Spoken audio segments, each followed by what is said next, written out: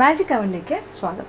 അപ്പോൾ നമ്മൾ ഈ വേനൽക്കാലത്ത് ധാരാളം ജ്യൂസുകളെല്ലാം കഴിച്ചും ഉണ്ടാക്കിയും മറ്റുള്ളവർക്ക് കൊടുത്തും ഒക്കെ ഇങ്ങനെ തള്ളി നീക്കുകയാണെന്നേ പറയാൻ പറ്റുള്ളൂ. കാര്യം സമ്മർ ടൈം നമ്മൾ ആരും എൻജോയ് ചെയ്യാറില്ല.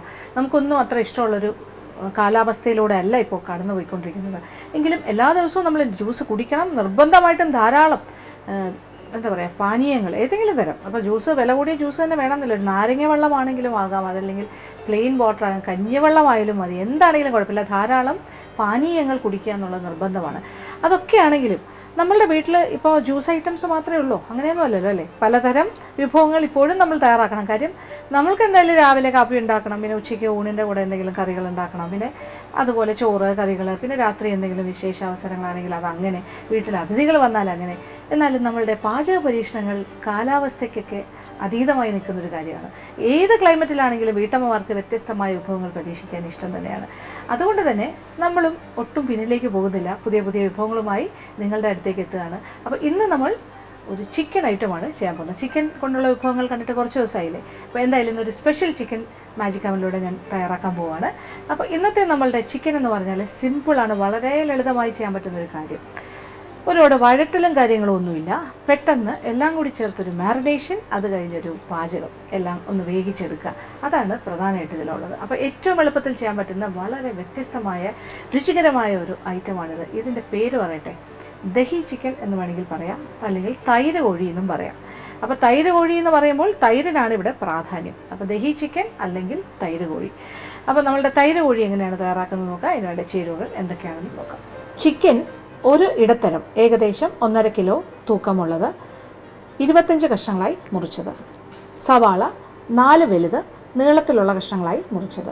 ഇഞ്ചി അരച്ചത് 2 ടേബിൾ സ്പൂൺ, വെളുത്തുള്ളി അരച്ചത് 1.5 ടേബിൾ സ്പൂൺ, പട്ട 2 വലിയ കഷ്ണം, ഗ്രാമ്പു 6 എണ്ണം, ഏലക്ക 8 എണ്ണം, വയണയില 1 വലുത്, മഞ്ഞൾപ്പൊടി 1/2 ടീസ്പൂൺ, മുളക് പൊടി 4 ടീസ്പൂൺ, മുഴുവൻ മല്ലി തരിതരിപ്പായി പൊടിച്ചത് 2 ടേബിൾ സ്പൂൺ, പച്ചമുളക് 6 എണ്ണം 2ആയി പിളർന്നത്, അധികം പുളിയില്ലാത്ത തൈര് 2 കപ്പ്, പശുവിൻ നെയ്യ് 2 ടേബിൾ സ്പൂൺ, ഉപ്പ് ആവശ്യത്തിന്. അപ്പോൾ നമ്മളുടെ തൈര് കോഴി എങ്ങനെയാണ് തയ്യാറാക്കേണ്ടതെന്ന് അറിയണ്ടേ. അപ്പോൾ തൈര് നമ്മൾക്ക് 2 കപ്പ് തൈര് വേണം. അധികം പുളിയില്ലാത്ത വീട്ടിൽ ഉറയൊഴിച്ച തൈരാണെങ്കിൽ ഏറ്റവും നല്ലത്. കോഴിയാണെങ്കിൽ നമ്മൾ ഒരു 1.5 കിലോ സൈസിലൊരു കോഴി എടുത്തിട്ട് അത് പിന്നെ കഷ്ണങ്ങളായി ഒരു 20-25 പീസസ് ആയിട്ട് മുറിക്കുക, നന്നായിട്ട് കഴുകി വൃത്തിയാക്കി എടുത്ത്. അപ്പോൾ ഇതെല്ലാം ഇവിടെ റെഡിയാണ്. എന്നിട്ട് ആദ്യം നമുക്ക് ചിക്കൻ, ഞാനിപ്പോൾ 25 പീസസ് 25 കഷ്ണങ്ങളായിട്ടാണ് മുറിച്ചിരിക്കുന്നത്.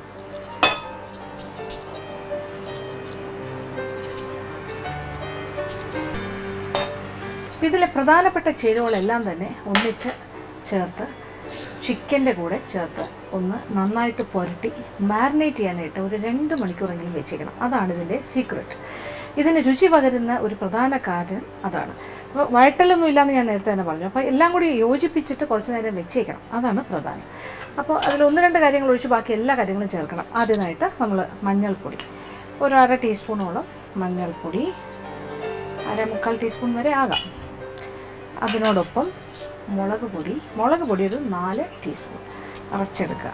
4 ടീസ്പൂൺ.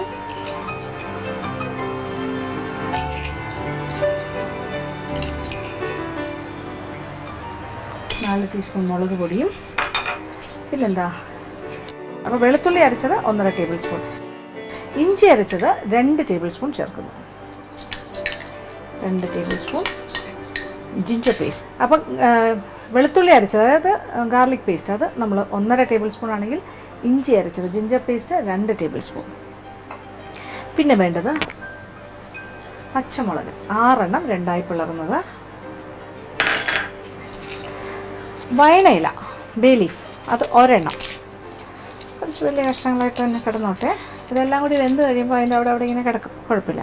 പിന്നെ പട്ട 2 കഷ്ണം, 2 വലിയ കഷ്ണം എടുത്തിട്ട് ചെറുതായിട്ട് മുറിച്ചിടുക. പട്ട ഹോൾ സ്പൈസസ് ആയിട്ടാണ്, മുഴുവനെയാണ് ഇടുന്നത്, പൊടിച്ചല്ല. ഒരു 7-8 ഏലക്ക, പിന്നെ എന്താ ഗ്രാമ്പു 5-6 ഗ്രാമ്പു. ഇതിനൊന്നും ഒരു കണക്കില്ല, 6-7-8 എന്നൊക്കെ ഞാൻ പറയുന്നേ ഉള്ളൂ, ഇഷ്ടാനുസരണം ചേർക്കാം. പിന്നെന്താ വേണ്ടത്, പിന്നെ ആവശ്യത്തിനുള്ള ഉപ്പ്. പാകത്തിനുള്ള ഉപ്പൊക്കെ ഏത് സ്റ്റേജിൽ വേണമെങ്കിലും ചേർക്കാം. ആദ്യത്തെ സ്റ്റേജിൽ കുറച്ച് ചേർക്കുക. പിന്നെ നമുക്ക് ചിക്കനിൽ പിടിക്കാനുള്ള ഉപ്പ് എന്തായാലും വേണം. അത് കഴിഞ്ഞിട്ട് എക്സ്ട്രാ വേണമെന്നുണ്ടെങ്കിൽ നമുക്ക് കറി തയ്യാറാക്കി കഴിഞ്ഞിട്ടും അവസാനത്തെ ഘട്ടത്തിലും ചേർക്കാൻ സാധിക്കും. കൂടിയാൽ പിന്നെ കുറയ്ക്കാൻ പറ്റില്ലല്ലോ. അപ്പോൾ ഇതാണ് പ്രധാനപ്പെട്ട കാര്യങ്ങൾ. ഇനി എന്താ ഇതിലിപ്പോൾ നമ്മൾ ചേർക്കാത്തത്, തരിതരിപ്പായി പൊടിച്ചു വെച്ച മല്ലി, മുഴുവൻ മല്ലി തരിതരിപ്പായിട്ട് വറുക്കാതെ പൊടിക്കണം. മല്ലിപ്പൊടിയല്ല, നമ്മൾ തന്നെ മുഴുവൻ മല്ലി എടുത്തിട്ട് മിക്സിയിലിട്ടിട്ടൊന്ന് പൊടിക്കുക. 2 ടേബിൾ സ്പൂൺ എടുത്തിട്ടൊന്ന് പൊടിച്ചെടുക്കുക തരിതരിപ്പായിട്ട്. അത് മാറ്റി വയ്ക്കുക, അതിപ്പോൾ വേണ്ട. നെയ്യും നമ്മളിതിൽ ചേർത്തില്ല. ബാക്കി ഇതിൻ്റെ ആവശ്യമുള്ള ഏകദേശം എല്ലാ ചേരുവകളും ആയിക്കഴിഞ്ഞു. ഇനി സവാള, ഇതാണ് പ്രധാനപ്പെട്ട. അപ്പോൾ ഇതെല്ലാം കൂടി ആദ്യം ഒന്ന് യോജിപ്പിക്കാം. എന്നിട്ട് സവാളയും ചേർത്ത് വീണ്ടും യോജിപ്പിക്കാം.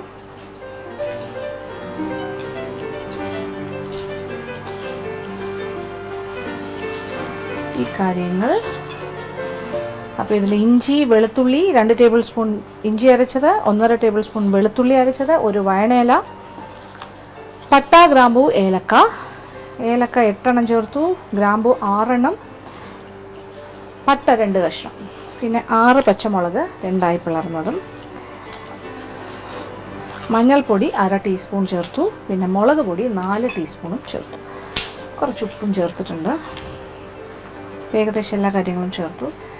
ഇതിനോടൊപ്പം നമ്മൾ സവാള 4 സവാള നീളത്തിലുള്ള കഷ്ണങ്ങളായിട്ട് അരിയുക, അതും കൂടി ചേർക്കുക. അതും ഇതിൻ്റെ കൂടെ യോജിപ്പിക്കണം. ഇത് കൂടാണ്ട് ഇനിയാണ് നമ്മൾ തൈരും കൂടി ചേർക്കുന്നത്. സവാള ഒന്നും നമ്മൾ വഴറ്റിയല്ല ചേർക്കുന്നത്, അതാണ് അതിൻ്റെ ഒരു ഗുണം. നമുക്ക് ഒരു പാടുമില്ല, എല്ലാം കൂടി ഒന്ന് യോജിപ്പിച്ചാൽ മാത്രം മതി. ഇനി തൈര്, 2 കപ്പ് തൈര് ഞാൻ അളന്നെടുത്തതാണ്. അപ്പോൾ ഇത് നമ്മുടെ തൈര് ചിക്കനാണ്, അതുകൊണ്ട് അത്രയും തൈര് നമ്മൾ ചേർത്തു. 2 വലിയ കപ്പ്, 240 ml കപ്പാണ് ഞാൻ ഉപയോഗിക്കുന്നത്. അങ്ങനെ 2 കപ്പ്.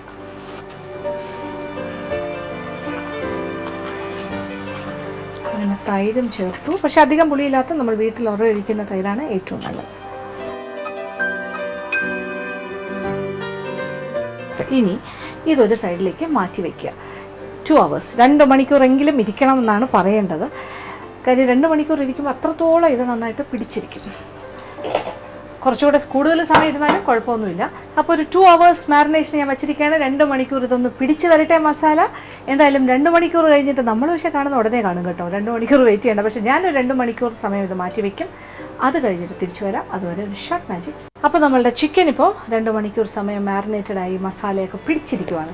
ഇനി നമ്മൾ എന്താ ചെയ്യാൻ പോകുന്നത്? ഇനി അടുത്തത് ചെയ്യേണ്ടത്, അടുപ്പ് കത്തിച്ച ഒരു പാത്രം അടുപ്പിലേക്ക് വയ്ക്കുക. നമ്മൾ 2 കാര്യങ്ങൾ ഇതിൽ ചേർത്തിട്ടില്ല, ബാക്കി എല്ലാ കാര്യങ്ങളും ഇതിൽ ചേർത്തതാണ്. ഇനി നമ്മൾ ആ 2 കാര്യമാണ് ഇനി ചേർക്കേണ്ടത്. അപ്പോൾ ഈ പാത്രത്തിലേക്ക്, ഇതിൽ നമ്മൾ എണ്ണയിലല്ല ചെയ്യുന്നത്, അല്പം നെയ്യിൽ തന്നെയാണ്. അതൊരു പ്രത്യേക സ്വാദായിരിക്കും. ഒരു 2 ടേബിൾ സ്പൂൺ നല്ല പശുവിൻ നെയ്യ്, 2 ടേബിൾ സ്പൂൺ നെയ്യ് ഒഴിക്കുക. അത് നന്നായിട്ട് ചൂടായി കഴിയുമ്പോൾ എടുത്തു വെച്ചിരിക്കുന്ന മല്ലി, ഇത് മുഴുവൻ മല്ലി 2 ടേബിൾ സ്പൂൺ എടുത്തു. എന്നിട്ട് വറുത്തൊന്നുമില്ല, അല്ലാതെ തന്നെ പച്ചമല്ലിയാണ് നമ്മൾ മിക്സിയിലിട്ട് ഞാനൊന്ന് തരിതരിപ്പായി പൊടിച്ചെടുത്തു. ഇപ്പോൾ ഏകദേശം ഒരു 2-2.5 ടേബിൾ സ്പൂൺ ഉണ്ടാകും. ഇത് 2 ടേബിൾ സ്പൂൺ കറക്റ്റ് അളന്നെടുത്തിട്ട് പൊടിച്ചതാണ് മല്ലി. അപ്പോൾ അതിന് നമ്മൾ ഈ നെയ്യൊന്ന് ചൂടാക്കി അതിലിട്ടൊന്ന് ചെറുതായിട്ട് വഴറ്റണം, ഒന്ന് മൂപ്പിക്കുക. നെയ്യ് മൂത്ത് വരുന്നു, നല്ല മണം. ഇതിലേക്ക് തരിതരിപ്പായി പൊടിച്ച മല്ലി. അപ്പോൾ ഇതിനെ മല്ലിപ്പൊടി എന്നങ്ങനെ പറയാൻ പറ്റില്ല, ഏതാണ്ട് ഇങ്ങനൊരു പ്രത്യേക തരിയോടുകൂടി ഇങ്ങനെ ചതച്ചെടുത്ത മാതിരിയാണ്. പക്ഷേ ഡ്രൈ ആയിട്ട് പൊടിച്ചു. നല്ല മണം, അപ്പം നല്ല മൂത്ത് മല്ലി ഇങ്ങനെ മൂക്കുന്നൊരു മണം വന്നു തുടങ്ങി. ഇനി ഇതിലേക്ക് ചിക്കൻ, ഇച്ചിരി ഏറെ ഉണ്ട്, കാര്യങ്ങളെല്ലാം കൂടി ചേർത്ത് നമ്മൾ മാരിനേറ്റ് ചെയ്തതല്ലേ. ചിക്കൻ അതിൻ്റെ മസാലയോടുകൂടി ഇതിനകത്തേക്ക് ചേർക്കും.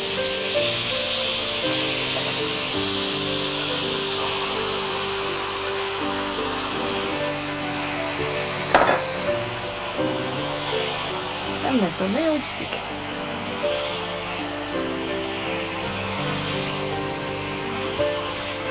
ചെറുതായിട്ടൊന്ന് വഴറ്റണം.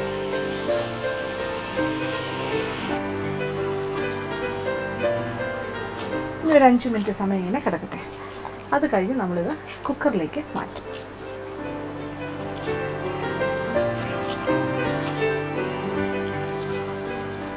അപ്പോൾ അടുപ്പിലിട്ട് ഒരു 5 മിനിറ്റ് ഇങ്ങനെ വഴറ്റിയപ്പോൾ ചെറുതായിട്ട് ആവി കയറി തുടങ്ങി. കണ്ടില്ലേ, ഇങ്ങനെ ആവിയെല്ലാം വന്നു തുടങ്ങി. എല്ലാ കാര്യങ്ങളും ഒന്നിച്ച് നന്നായി യോജിച്ചു. മറ്റൊന്നും ചെയ്യാനില്ല. ഇനി നമ്മൾ കുക്കറിലേക്ക് മാറ്റാം. അതേ അടുപ്പിലേക്ക് തന്നെ പാത്രം വയ്ക്കാം. എന്നിട്ട് എല്ലാം കൂടി ചിക്കനും ബാക്കി കാര്യങ്ങളെല്ലാം കൂടി ചേർത്ത് കുക്കറിലേക്ക് മാറ്റാം.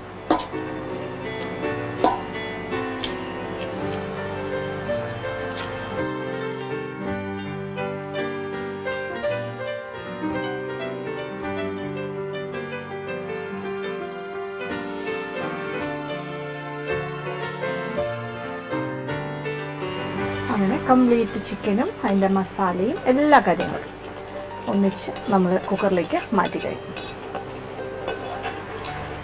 അങ്ങനെ തൈര് കോഴിക്ക് വേണ്ട കാര്യങ്ങളെല്ലാം ഉള്ളിലേക്ക് പോയി. ഇനി ഈ കുക്കർ ഒന്ന് അടയ്ക്കുക. എന്നിട്ട് ഒരു വിസിൽ വരാനായിട്ട് വെയിറ്റ് ചെയ്യുക. അപ്പം എന്തായാലും കാര്യങ്ങളെല്ലാം മനസ്സിലായല്ലോ എങ്ങനെയാണ് ഞാൻ ചെയ്തതെന്ന്. എല്ലാ കാര്യങ്ങളും കുക്കറിലേക്ക് മാറ്റി കഴിഞ്ഞു. അപ്പോൾ ഒരു വിസിലിന് വേണ്ടി വെയിറ്റ് ചെയ്യുക. അതുവരെ ഒരു ഷോർട്ട് മാജിക് ബ്രേക്ക്. അപ്പോൾ കുക്കറിൽ ഒരു വിസിൽ വന്നു. അത് കഴിഞ്ഞിട്ട് ഞാൻ കുക്കർ ഓഫ് ചെയ്ത് ഒരല്പസമയം തണുക്കാൻ വെച്ചു. എന്നിട്ട് ഞാൻ തുറന്നു. ഇപ്പോൾ ഇച്ചിരി ചാറോട് കൂടി കുറച്ച് ലൂസ് ചാറായിട്ടാണ് ഇരിക്കുന്നത്. എന്തായാലും ചിക്കനൊക്കെ വെന്തിട്ടുണ്ട്. ചാറ് ഇച്ചിരി കുറുകിയ ചാറല്ല, കുറച്ച് വെള്ളം പോലെ. അപ്പോൾ ഇനി എന്താ ചെയ്യേണ്ടത്? ഇനി വീണ്ടും അടുപ്പ് കത്തിച്ച് ഇത് ഒരു പരന്ന പാത്രത്തിലേക്ക് നമ്മൾ മാറ്റി ഒന്നുകൂടി ഒന്ന് തിളപ്പിച്ച് ചാറൊന്ന് കുറുക്കിയെടുക്കണം. അപ്പോൾ കുക്കറിൽ വെച്ച് വേണമെങ്കിൽ നമുക്ക് കുറച്ച് നേരം അടപ്പ് തുറന്ന് വെച്ചിട്ട് കുറച്ച് നേരം തിളപ്പിച്ചാലും മതിയാകും. പക്ഷെ ഞാൻ നിങ്ങൾക്ക് കുറച്ചുകൂടി കാണാൻ പാകത്തിന് കുറച്ചുകൂടി വലിയ പാത്രത്തിലേക്ക് ഞാൻ മാറ്റുക. അപ്പോൾ അടുപ്പ് കത്തിച്ച് കൊടുക്കാം. എന്നിട്ട് ഈ പാത്രത്തിലേക്ക്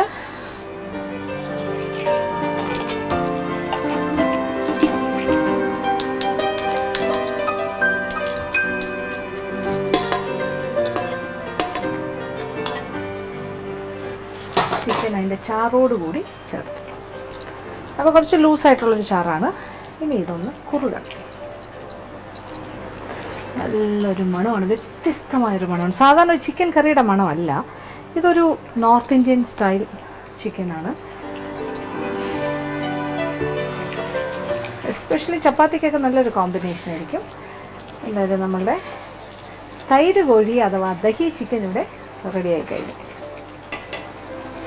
ഇങ്ങനെ മുകളിലേക്ക് എണ്ണ ഇങ്ങനെ തെളിഞ്ഞ് വരും. അത് കോഴിയുടെ എണ്ണയും നമ്മളൊരു 2 ടേബിൾ സ്പൂൺ നെയ്യാണ് ഇതിൽ ചേർത്തിരിക്കുന്നത് വഴട്ടാനായിട്ട് കാര്യങ്ങൾ. അതാണ് ഇതിലേക്ക് ഇതിനൊരു പ്രത്യേക ഫ്ലേവറെല്ലാം കൊടുക്കുന്നത്. എല്ലാം മണം. അപ്പോൾ വഴട്ടലൊന്നും ഇല്ലാണ്ട് തന്നെ നമ്മളൊരു ചിക്കൻ തയ്യാറാക്കിയിരിക്കുകയാണ്. അപ്പോൾ ഇനി നമുക്ക് തീ ഓഫ് ചെയ്യാം. അപ്പോൾ ഇനി നമുക്ക് എന്താ ചെയ്യണ്ടേ? വിളമ്പുന്ന പാത്രത്തിലേക്ക് മാറ്റാം.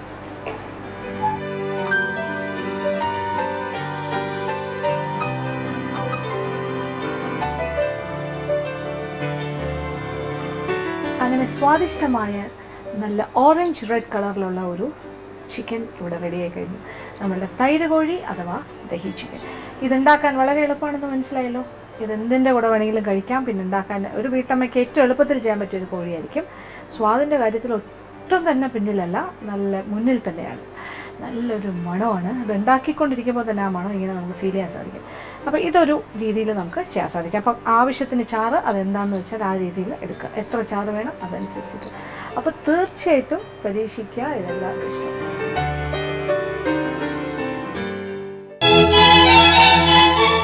ഇനി അടുത്തതായി മാജിക് അവൻ്റെ second recipe of the week. ഈ ആഴ്ചത്തെ സെക്കൻഡ് റെസിപ്പി ഒരു എന്താ പറയുക, ബ്രേക്ക്ഫാസ്റ്റ് ആയിട്ടാണോ എന്ന് ചോദിച്ചാൽ അങ്ങനെ ആകാം. അതല്ലെങ്കിൽ രാത്രി നമ്മൾ ഡിന്നറിന് കഴിക്കുന്നൊരു വിഭവമാക്കാം, അല്ലെങ്കിൽ ഒരു വൈകുന്നേരത്തെ ഒരു പലഹാരമാക്കാം. എങ്ങനെയാണെങ്കിലും നമ്മുടെ വീടുകളിലൊക്കെ സാധാരണ ഉണ്ടാക്കുന്ന ഒരു കാര്യം തന്നെയാണ്. അതായത് ആപ്പം എന്ന് പറഞ്ഞാൽ സാധാരണഗതിയിൽ നമ്മൾ ഫെർമെൻറ്റ് ചെയ്യാനായിട്ട് കുറച്ച് നേരം വെച്ചേക്കും. അത് അരച്ച് അല്ലെങ്കിൽ മാവ് കപ്പി കാച്ചി കുഴച്ച് അല്പസമയം വെച്ചിട്ട് അല്ല ഒരു 6 മുതൽ 8 മണിക്കൂർ സമയം വരെ അത് ഫെർമെൻറ്റ് ചെയ്യാൻ പൊങ്ങാനായിട്ട് വെച്ചിട്ടൊക്കെയാണ് ചെയ്യുന്നത്. പക്ഷെ പെട്ടെന്ന് അപ്പം കഴിക്കാൻ തോന്നിയാൽ എന്ത് ചെയ്യും? അപ്പം എന്ന് പറഞ്ഞാൽ അങ്ങനെ പുളിയൊന്നും വേണമെന്നില്ല. ഒരു ദോശ പോലെ ഉണ്ടാക്കിയാലോ? അപ്പോൾ നമുക്കൊരു ദോശ അപ്പം തയ്യാറാക്കാം, അല്ലേ? ഒരു ഇൻസ്റ്റൻറ്റ് അപ്പം പെട്ടെന്ന് ഒരു പക്ഷേ നമുക്ക് വൈകുന്നേരത്തേക്ക് അതിഥികൾ വന്നാലോ അല്ലെങ്കിൽ ഒരു അരമണിക്കൂർ കൊണ്ട് നമുക്ക് അല്ലെങ്കിൽ 1 മണിക്കൂറിനകത്ത് വീട്ടിൽ ഗസ്റ്റ് വന്നു നമുക്ക് രാത്രിത്തേക്ക് ഡിന്നറിന് പെട്ടെന്ന് തയ്യാറാക്കാൻ തോന്നിയാൽ ഇൻസ്റ്റൻ്റ് അപ്പം പാക്കറ്റിൽ വാങ്ങി ചെയ്യണമെന്നില്ല, നമ്മളുടെ വീട്ടിൽ തന്നെ നമുക്ക് ഉണ്ടാക്കി കഴിക്കാം. അപ്പോൾ അതെങ്ങനെയാണ് തയ്യാറാക്കുന്നതെന്ന് കണ്ടേ. അതിനെന്തൊക്കെയാണ് ചേരുവകളെന്ന് നോക്കാം. ഇൻസ്റ്റൻ്റ് അപ്പത്തിന് വേണ്ട ചേരുവകൾ: നല്ല ഇനം പച്ചരി 1 കപ്പ് വെള്ളത്തിൽ കുതിർത്തത്, പൊന്നിയരി കൊണ്ട് തയ്യാറാക്കിയ ചോറ് 1 കപ്പ്, തേങ്ങാ ചിരകിയത് 1 കപ്പ്, ഉപ്പ് ആവശ്യത്തിന്, പഞ്ചസാര 1 ടേബിൾ സ്പൂൺ, വെള്ളം ആവശ്യത്തിന്. അപ്പോൾ ഇതിന് വെള്ളത്തിൽ കുതിർത്ത പച്ചരി ഇത് 1 കപ്പ് വെള്ളത്തിൽ നിന്ന് ഊറ്റി റെഡിയാക്കി വെച്ചു. 1 മണിക്കൂറോ അരമണിക്കൂർ വെള്ളത്തിൽ കുതിർത്താലും മതി, ധാരാളം. അതിൻ്റെ കൂടെ നമ്മളുടെ വീട്ടിൽ എന്തായാലും ചോറുണ്ടാകും. അപ്പോൾ ഇത് പൊന്നിയരി വേവിച്ച ചോറാണ്, വൈറ്റ് കളറിലെ റൈസ് ഇല്ല. വൈറ്റ് റൈസ് കഴിക്കുന്ന ആൾക്കാരുടെ വീട്ടിൽ എപ്പോഴും വൈറ്റ് റൈസ്. ഇനി വൈറ്റ് റൈസ് ഇല്ല എന്ന് വിചാരിച്ച് വിഷമിക്കേണ്ട, നമ്മുടെ സാധാരണ ചമ്പാവരി ചോറാണെങ്കിലും കുഴപ്പമില്ല. ഏതാണെങ്കിലും നമ്മൾ ഉണ്ണുന്ന അല്ലെങ്കിൽ ഭക്ഷണം കഴിക്കുന്ന ആ അരി ചോറ്, അത് 1 കപ്പ്. പിന്നെന്താ, ഏതാണ്ട് 1 കപ്പോളം തേങ്ങ ചിരകിയത്, ഇളം തേങ്ങയാണെങ്കിൽ കൂടുതൽ നല്ലത്. പിന്നെ ആവശ്യത്തിന് ഉപ്പ്. പിന്നെന്താ വേണ്ടത്, 1 ടേബിൾ സ്പൂൺ പഞ്ചസാര, ഓപ്ഷണൽ, വേണമെന്നുണ്ടെങ്കിൽ മാത്രം. അപ്പോൾ ഇത്രയും കാര്യങ്ങളും കൂടി ചേർത്ത് ആവശ്യാനുസരണം വെള്ളം ഒഴിച്ചിട്ട് നല്ല കുറുകിയ ഒരു മാവ് തയ്യാറാക്കുക, നന്നായിട്ട് അരച്ചെടുക്കുക. അപ്പോൾ ഇതെല്ലാം കൂടി ചേർത്ത് ഞാനൊന്ന് അരച്ചിട്ട് കൊണ്ടുവരാം. അപ്പോൾ നമ്മുടെ ഇൻസ്റ്റൻറ്റ് അപ്പത്തിൻ്റെ മാവ് ഇവിടെ അരച്ച് റെഡിയാക്കി കഴിഞ്ഞു. ഇതിന് നമുക്ക് എങ്ങനെ വേണമെങ്കിലും അപ്പം എന്ന് വേണമെങ്കിലും പറയാം, അതല്ല ഇൻസ്റ്റൻറ്റ് ദോശ എന്ന് വേണമെങ്കിൽ പറയാം. എന്തായാലും ഉടനെ ഉണ്ടാക്കാൻ പറ്റുന്ന കാര്യമാണ്. അപ്പോൾ ഇതിൻ്റെ മാവിൻ്റെ അയവെല്ലാം നമ്മളുടെ ഇഷ്ടത്തിനനുസരിച്ചിട്ട് കൂട്ടുകയും കുറയ്ക്കുകയും ഒക്കെ ചെയ്യാം. എന്തായാലും ഇത്രയെങ്കിലും ഈ ഒരു രീതിയിൽ തന്നെയാണ് അത് നന്നായിട്ട് അരയണം. അപ്പോൾ നമുക്കിനി എന്താ ചെയ്യേണ്ടത്, അടുപ്പ് കത്തിക്കാം, ഒരു ദോശക്കല്ല് അല്ലെങ്കിൽ ഒരു നോൺ സ്റ്റിക്ക് പാൻ അടുപ്പിലേക്ക് വയ്ക്കുക, തവ. എന്നിട്ട് ഇതിലേക്കാണ് കൊട്ടിക്കുന്നത്. ഇപ്പോൾ നോൺ സ്റ്റിക്ക് ആണെങ്കിലും ചില നോൺ സ്റ്റിക്കിൽ നമ്മൾ ചെറുതായിട്ടൊന്ന് എണ്ണ തടവിയാലും കുഴപ്പമൊന്നുമില്ല. അത് വേണമെന്നുണ്ടെങ്കിൽ നമുക്ക് 2-3 പാറ്റേണിൽ ചെയ്ത് നോക്കാം. ആദ്യത്തെ ഇതൊരു അപ്പത്തിൻ്റെ പാറ്റേൺ. ഒന്ന് അടച്ചിട്ട് എന്നിട്ട് ഇതിങ്ങനെ ചെയ്യാം. അടുത്തത് നമുക്ക് ദോശ പോലെ ചെയ്യാം, പല രീതിയിൽ. ചിലപ്പോൾ അത് വേറൊരു ടെക്സ്ചർ എന്ന് വെച്ചാൽ ചെറിയ ഒറട്ടി മാതിരി തോന്നും, ആ ഒരു ടേസ്റ്റാണ്. നമ്മൾ ഒറട്ടിയുടെ അതേ സ്വാദാണ് ഇതിന്, പക്ഷേ കുറച്ചുകൂടെ സോഫ്റ്റ് ആയിരിക്കും ടെക്സ്ചർ. അതാണ് അതിൻ്റെ ഒരു പ്രത്യേകത. അപ്പോൾ ഏതാണ്ട് ഒരു ഭാഗം നന്നായിട്ട് വെന്തിട്ടുണ്ട്.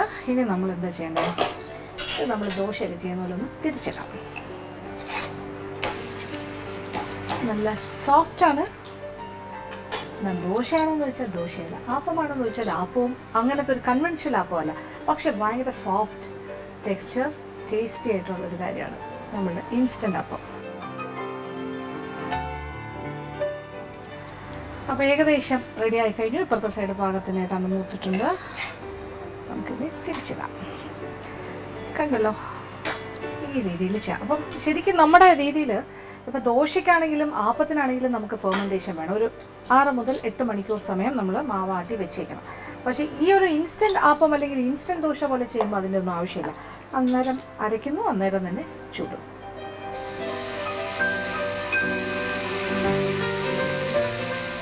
ഇതിപ്പോൾ ഇച്ചിരി കട്ടിയായിട്ടാണ് നമ്മൾ ചുട്ടുകൊണ്ടിരിക്കുന്നത്. ഇനി ഇതിനെ കുറച്ചുകൂടി ലൂസാക്കാൻ വേണമെങ്കിൽ ലൂസാക്കിയിട്ട് അങ്ങനെയും ചെയ്യാം. അപ്പോൾ ഇച്ചിരി വെള്ളം കൂടി ഒഴിച്ച് കുറച്ചുകൂടി ഒന്ന് ലൂസാക്കാം. അങ്ങനത്തെ രീതിയിലും കൂടി നമുക്ക് നോക്കാം.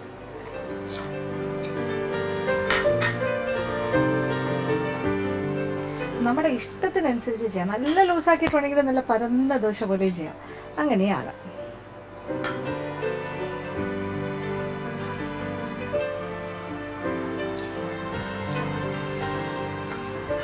അപ്പോൾ ഒരു സൈഡായിട്ടുണ്ട്. ഇനി നമുക്കൊന്ന് തിരിച്ചിടാം.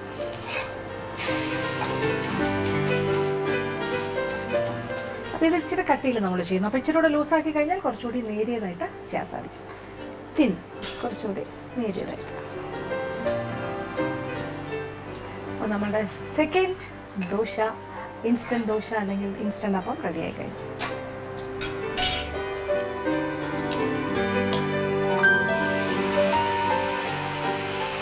ഇത് നമ്മൾ കുറച്ചുകൂടി ലൂസായിട്ട് എടുത്തതാണ്. അപ്പോൾ അതിനെ കുറച്ചുകൂടി ഒരു ദോശ മാവ് മാതിരി ചെയ്യാം, കുറച്ചുകൂടെ തിന്നർ വേർഷൻ.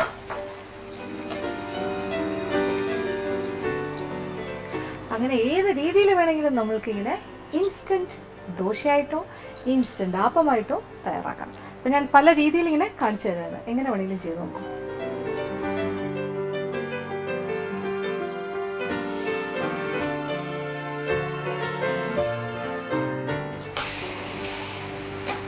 ഇതൊരു ദോശ മോഡലിൽ തന്നെ ചെയ്തിരിക്കുകയാണ്. അത് കുറച്ച് കട്ടിയുള്ള മോഡല്, ഇതൊരു ആപ്പം സ്റ്റൈല്, ഇത് ദോശ പോലെ.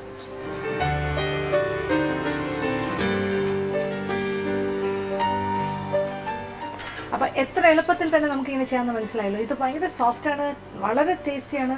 ഇതിൻ്റെ കൂടെ കഴിക്കാനായിട്ട് ഇപ്പോൾ നമുക്ക് എന്താ പറയുക, ഫിഷ് കറി നല്ല കോമ്പിനേഷനാണ്, മീൻ കറി. പിന്നെ ചമ്മന്തി കൂട്ടി കഴിക്കാൻ വളരെ സ്വാദാണ്. അപ്പോൾ വെജിറ്റേറിയൻസിന് ചമ്മന്തി കൂട്ടി കഴിക്കാം.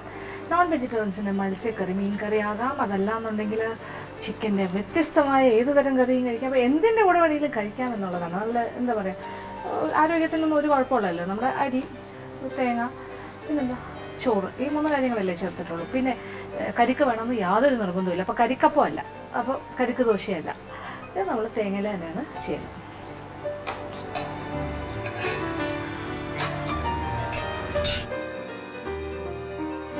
അപ്പോൾ ഈ രീതിയിൽ തന്നെ കംപ്ലീറ്റ് മാവും ചുട്ടെടുക്കാം. ഇതിൽ നിന്നും എനിക്ക് തോന്നുന്നു ഈ ടൈപ്പ് ഓഫ് ദോശയാണെങ്കിൽ 1, 2, 10-12 ദോശയ്ക്ക് തികയും. അപ്പോൾ ഈ രീതിയിൽ ചെയ്തെടുക്കുക. അപ്പോൾ തീർച്ചയായിട്ടും പരീക്ഷിക്കുക, എല്ലാവർക്കും ഇഷ്ടമാവും.